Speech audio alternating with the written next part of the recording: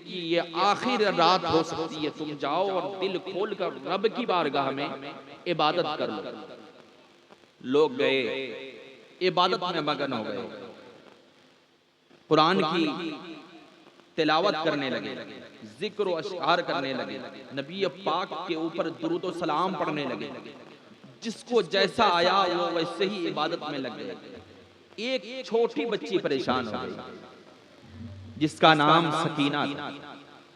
वो ये कहने लगी अपनी फूफी से कि फूफी, आज की रात में सारे इबादत कर रहे हैं, तुम भी कुरान पढ़ रही हो, तो मुझे भी कुरान सिखा दो, मुझे भी कुरान सिखा दो, मैं भी कुरान पढ़ूं। तो हजरत ज़ैनब सलामुल्लाहि अलैहा जो इमाम हुसैन की बहन थी, वो इरशाद फरमाती हैं कि करबला की तपती हुई रेती के ऊपर हुसैन से अच्छा कारी पूरी कायनात में नहीं। आज वो करबला की तपती हुई रेती के ऊपर मौजूद है, चलो मैं तुम्हें तुम्हारे बाबा के नजदीक लेकर चलती। इमाम हुसैन के नजदीक लेकर आई और यह कहने लगी कि भाई इसे कुरान पढ़ा दो। अब कुरान शुरू कराई गई, इमाम आले मकाम शुरू करा रहे हैं। कहां पे? करबला की तपती हुई रेती के ऊपर। क्या पढ़ा रहे हैं? कुरान पढ़ा रहे हैं। किसको पढ़ा रहे हैं? अपनी बेटी को पढ़ा रहे हैं। जैसे ही गैरिल मग़दूबी अलैहिम वलद्दाल्लीन पर गए ना, तो इमाम आले मकाम की आंखों से आंसू का कतरा टपका। बेटी देखी, बेटी का देखना था, बाबा का हाथ पकड़ी और ये कहने लगे कि बाबा, आप अपनी बेटी को कुरान सिखा रहे हो ना, तो आज तो खुशी का दिन है, आप क्यों रो रहे हो? रोना तो नहीं चाहिए। जब बेटी कामयाब होती है तो बाप तो मचलता है, आप रो क्यों रहे हैं? इमाम आले मकाम आंसू को छुपाए और छुपाने के बाद फिर जो है ये बात जहन में आई होगी इमाम आले मकाम की, ऐ मेरी लखते जिगर, मैं तुझे कुरान तो आज शुरू कराया, जब तू कुरान को खत्म करेगी तेरा बाप दुनिया में जाहिरी हयात में नहीं रहेगा। इमाम आले मकाम को ये ख्याल आया होगा, फिर इमाम आले मकाम के आंखों से आंसू का कतरा टपका होगा। आप अंदाजा कीजिए कि यजीद के खेमे से तलवार तेज करने की आवाज आ रही थी, खंजर को सुलगाने की आवाज आ रही थी, और इमाम आले मकाम की शान में गुस्ताखी करने की आवाज आ रही थी। नबी पाक की शान में गुस्ताखाना अल्फाज वो लोग इस्तेमाल कर रहे थे, पर इमाम आले मकाम के खेमे से सिर्फ इबादत की आवाज आ रही थी, कुरान करीम की तिलावत करने की आवाज आ रही थी, दुरूद सलाम पढ़ने की आवाज आ रही थी। अब आप ही बताइए, एक तरफ से ढोलक की आवाज आए और एक तरफ से दुरूद पढ़ने की आवाज आए, एक तरफ से खंजर तेज करने की आवाज आए, दूसरे तरफ से कुरान करीम की तिलावत की आवाज आए, एक तरफ से नबी पाक की शान में गुस्ताखाना अल्फाज इस्तेमाल किया जाए और दूसरे तरफ से जो है नबी पाक अलैहिस्सलाम की शान को बयान किया जाए, तो आप ही बता दीजिए, आप ही फैसला कीजिए, ये हक पर कौन है और ना हक पर कौन है। जब हम किताब की औरात गर्दानी करते हैं, किताब को पढ़ते हैं, तो पता ये चलता है, मौरिख लिखते हैं, लिखने वाले लिखते हैं, बयान करने वाले बयान करते हैं। हाँ हाँ, आपने सच सुना कि यजीद के जो लोग मानने वाले थे, 22,000 के तादाद में जो लश्कर थे, उनमें भी हाफिज कुरान मौजूद था, उनमें भी हाजी साहब मौजूद था, उनमें भी जो है नमाजी मौजूद था, उनमें भी अपने आप को मुसलमान कहलाने वाला मौजूद था, उनमें भी वही मुसलमान था जो मुसलमान नबी पाक का कलमा पढ़ने के बाद मुसलमान कहलाया जाता है, वही मुसलमान मौजूद था। एक तरफ इमाम आले मकाम थे, यानी कि ये वही लोग थे जो जिसे 72 नुफूस कुदसिया के नाम से जमाना याद किया करती है। आप बताएं तो सही कि हक पर कौन थे, ना हक पर कौन थे। एक तरफ नबी के घर वाले थे और दूसरे तरफ नबी पाक के गद्दार कहलाने वाले थे, तो सच कौन थे और जो है हक पर कौन थे? अगर आप देखेंगे तो पता चलेगा आपके दिल से ये आवाज आएगी कि एक तरफ जन्नत हो और एक तरफ जहन्नम हो। जहन्नम को वही कबूल करेगा जो जहन्नमी होगा और जन्नत की तरफ वो बढ़ेगा जो मुकद्दर में, जिसके मुकद्दर में जन्नत होगा। यकीनी तौर पर इमाम आली मकाम के किरदार से यह आवाज आने लगी, हुसैन तू कल भी आबाद था, आज भी आबाद है, कयामत तक के लिए तो जिंदाबाद ही रही।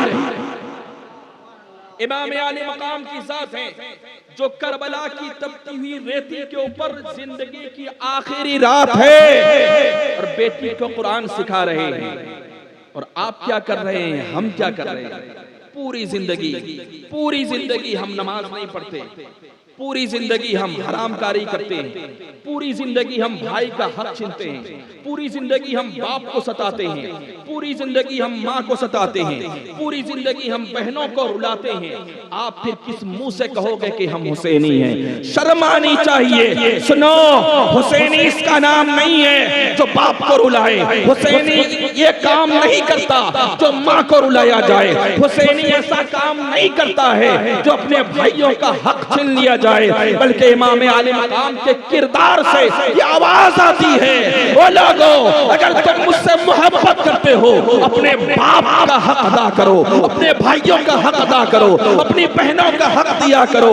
और तेरी माँ जिंदा है तो उसकी भी खिदमत किया करो। अगर तुम ऐसा करोगे तो इमाम आले मकाम का वादा है, अगर तुम हुसैनी बनोगे तो इमाम आले मकाम इरशाद फरमाते हैं, क़यामत के मैदान में नाना जान की बारगाह से सिफारिश करके मैं तुझे जन्नत दिलाऊंगा। हमने क्या किया? अपनी बच्ची को हम कुरान ना सिखा सके, और आज तो लोग बेटी को कुरान सिखाते हैं ना डर से। क्यों? अच्छी जगह शादी नहीं होगी, और बेटा को कुरान सिखाते ही नहीं। वो सिर्फ ABCD वो सिखाए और सिखाने के बाद कमाने भेजे। जैसे ही वो थोड़ा सा पैसा कमाने सीखा, बड़का सा मोबाइल लिया, बस मेरा बेटा कंडक्टर बना। अब जो है उसके लिए लड़की देखना तलाश करना शुरू कर देते हैं। और शादी भी जो होती है ना, इल्ला माशाअल्लाह। मैं इसीलिए आज ये सारी बातें बयान कर रहा हूँ ना, इमाम हुसैन का किरदार बतलाने के लिए बैठा हूँ। इसीलिए पहले जो है ना, जो वायरस दिमाग में है वो अगर ना निकले तो इमाम हुसैन की बोली और उनकी सीरत जो है आपके दिमाग में बैठेंगे नहीं। और इंसान क्या करता है जानते हैं?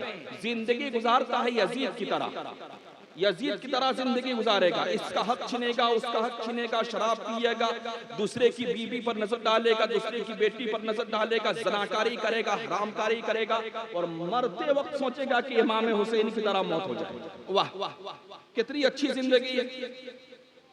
यजीद की तरह जिंदगी गुजारा और मौत के वक्त सोचेगा कि हम हुसैन बन के मर जाए। ऐसा हो ही नहीं सकता है।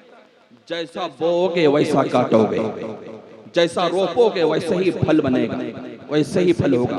जैसा दरख्त लगाओगे वैसे ही फल बनेगा। सुनो, होता क्या है कि हम जब लड़की तलाश करना शुरू करते हैं ना, अपने भाई के लिए, अपने बेटे के लिए, तो जाते हैं और पहले पूछ लेते हैं लड़की का बाप क्या करता है, कितना देगा, वो सही था या अब जो कर रहे हैं वो सही है। आप खुद ब खुद अगर आपका दिल गवाह दे, कोई काम कर रहे हैं आप और आपका दिल गवाह दे रहा है कि ये काम सही नहीं है या दिल घबरा रहा है, तो समझ जाइए कि ये काम करना ही जुर्म। और कोई काम कर रहे हैं ऐसा कि आपका दिल फूल रहा है, चौड़ा हो रहा है, तो समझ जाइए कि ये काम करना मेरे लिए बेहतर है।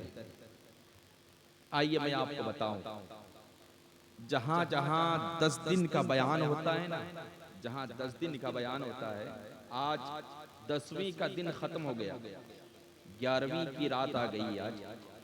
जहां जहां 10 दिन बयान करते हैं मुकर्रर बयान करने वाले, फिर भी मैं तो समझता हूं कि इमाम आले मकाम की जिंदगी का एक पहलू बयान नहीं कर पाते, एक हिस्सा बयान नहीं कर पाते। क्या बयान करेंगे? 1 घंटा, 2 घंटा में, 3 घंटा में, 10 दिन का अगर मान लिया जाए 2 घंटा बयान करेंगे तो 10 दिन का 20 घंटा बयान में क्या पूरी जिंदगी को सुनाएंगे? तो इमाम आले मकाम की जात वो जात है जो मोहताज तारुफ नहीं। जब 9वीं मुहर्रम का दिन गुजरा और 10वीं की रात आई, जिसे हम और आप आशूरा का रात कहते हैं, अपनी जुबान में जागरण का रात कहते हैं, उस रात में इमाम आले मकाम क्या किए थे मालूम है? सुनिए।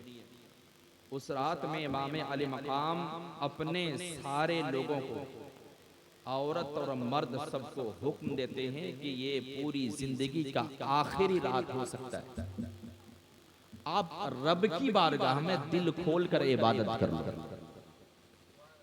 रब की बारगाह में दिल खोल कर इबादत कर लो।